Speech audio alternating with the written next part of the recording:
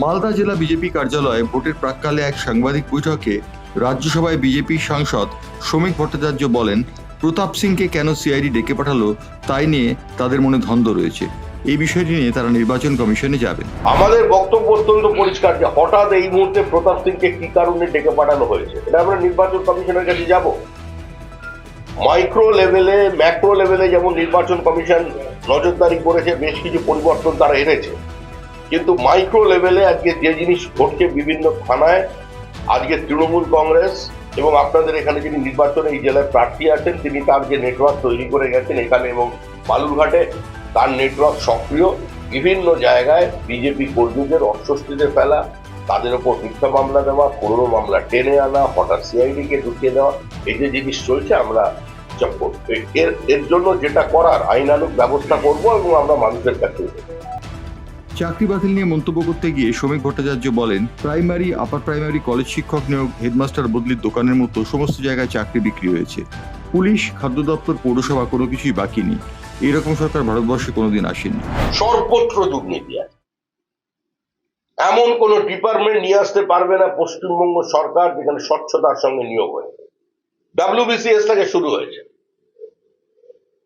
এবার পিএসসি আসবে, primary, upper primary, college শিক্ষক নিয়োগ, বিভিন্ন জায়গায় বদলি, স্কুলে হেডমাস্টার কি করেছেন, হেডমাস্টারের যে ঘটনা, স্কুলের প্রধান শিক্ষক নিয়োগের ক্ষেত্রে, শিক্ষিকা নিয়োগের ক্ষেত্রে কি করেছেন। বহু মানুষের কাছে SMS আসেনি যারা কোয়ালিফাই করেছিলেন, SMS পর্যন্ত আসেনি। পরবর্তীকালে দেখানো হচ্ছে কাগজে কলমে যে তিনি আসেননি, অ্যাবসেন্ট। এইভাবে নিয়োগ সম্পূর্ণ করা হয়েছে। প্রত্যেকটা জায়গায় বিক্রি হয়েছে, দোকানদারি হয়েছে। পুলিশ, খাদ্য দপ্তর, দমকল আসবে পর, মিউনিসিপ্যাল সার্ভিস কমিশন, মিউনিসিপ্যালিটিতে কোনো মিউনিসিপ্যালিটি বাকি নেই। তো এটা চারিদিকে চলছে। এরকম সরকার ভারতবর্ষে কোনোদিন আগে আসেনি। কুণাল ঘোষের পাল্টা মন্তব্য তিনি করেন, পশ্চিমবঙ্গের একটি বালকও জানে মোটা হিসেব করে কুচবিহার থেকে কলকাতা পর্যন্ত 40,000 চাকরি বিক্রি করেছে। আর শুধু স্কুলের চাকরি নয়, এমন কোনো সরকারি দপ্তর নেই যেখানে চাকরি বিক্রি নিয়ে কোনো মানুষ অভিযোগ করেনি। কুণাল ঘোষ যখন জানতেন, তাহলে এই উত্তর এখন তৃণমূলকে দিতে হবে।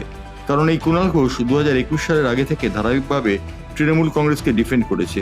তৃণমূল কংগ্রেসের হয়ে বিজেপির বিরুদ্ধে গলার চড় সরিয়েছে, তৃণমূল কংগ্রেসের হয়ে আক্রমণাত্মক হয়েছে, তৃণমূল কংগ্রেসের হয়ে আমাদের গৃহমন্ত্রীকে আক্রমণ করেছে। এখন যদি এই কুণাল ঘোষ এরকম কথা বলে, তাহলে তার দায়িত্ব নিতে হবে তৃণমূলকে। পশ্চিমবঙ্গের একটা স্কুল পাঠ্য বালকও জানে যে তৃণমূল কংগ্রেস কোটা হিসাব করে কুচবিহার থেকে কলকাতা পর্যন্ত চাকরি বিক্রি করেছে 40,000 চাকরি। আর শুধু স্কুলের চাকরি নয়, এমন কোন সরকারি ডিপার্টমেন্ট নেই যেখানে চাকরি বিক্রি নিয়ে কোনো মানুষ কোনো অভিযোগ করেনি। প্রত্যেক ক্ষেত্রে চাকরি বিক্রি হয়েছে। তিনি যখন জানতেন, এর উত্তর এখন তৃণমূল কংগ্রেসকে দিতে হবে। কারণ এই কুণাল ঘোষ ধারাবাহিকভাবে প্রায় গত 2021 সালের আগে থেকে ধারাবাহিকভাবে সে তৃণমূল কংগ্রেসকে ডিফেন্ড করেছে, তৃণমূল কংগ্রেসের হয়ে আক্রমণাত্মক হয়েছে, তৃণমূল কংগ্রেস হয়ে অধিকারী পরিবারকে আক্রমণ করেছে, তৃণমূল কংগ্রেস হয়ে নরেন্দ্র মোদী আমাদের গৃহমন্ত্রীকে আক্রমণ করেছে এবং বারবার তৃণমূল কংগ্রেসের বিভিন্ন অপকর্মকে ডিফেন্ড করেছে। আজকে যদি সেই কুণাল ঘোষ এই কথা বলে, তাহলে এর দায়িত্ব নিতে হবে তৃণমূল কংগ্রেসকে, উত্তর দিতে হবে মুখ্যমন্ত্রী মমতা বন্দ্যোপাধ্যায়কে। কারণ যিনি মমতা বন্দ্যোপাধ্যায়ের ছবি নিয়ে বলেন যে মমতা বন্দ্যোপাধ্যায় আমার নেত্রী এবং আমার সেনাপতি হচ্ছে অভিষেক বন্দ্যোপাধ্যায়, তিনি যখন বলতেন যে পার্থ চট্টোপাধ্যায় টাকা তুলতেন, সেটা দল জানতো এবং দল জেনেও যদি ঠিকমতো ব্যবস্থা নিত তাহলে বেরিয়ে আসা যেত। তাহলে এর জবাবদিহি কুণাল ঘোষকে নয়, এর উত্তর মুখ্যমন্ত্রী মমতা বন্দ্যোপাধ্যায়কে দিতে হবে।